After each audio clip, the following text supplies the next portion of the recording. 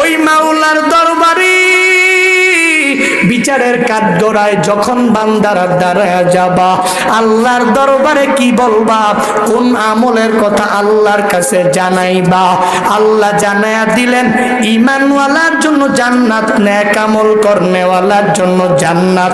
তো নেক আমল তো সর্বাবস্থায় সুন্দরভাবে করতে পারি না, কেমনে করব? মদিনাওয়ালা নবী পুরুষের জন্য 4টা, মহিলাদের জন্য 4টা। কি সুন্দর করে আমার নবী আমল শিখায়া দিলেন। নবী আমার বলেন, হে মহিলারা, 4টি আমল যদি করতে পারো, 4টি আমল যদি করতে পারো, জান্নাতের যেই দরওয়াজা দিয়া মন চায় ওই দরওয়াজা দিয়া জান্নাতে প্রবেশ করা যাবে। কুমিল্লা এলাকার আম্মা জানেরা শুনে,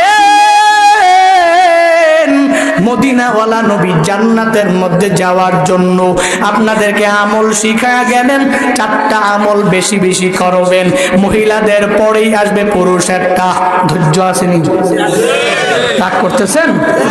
না না, ওই জান্নাতের মধ্যে যাওয়ার জন্য মহিলাদের বয়ান দরকার আছে না নাই? সারা জীবন তো পুরুষের বয়ান করলাম, মহিলারাও তো মাঝে মাঝে বয়ান শোনার দরকার আছে।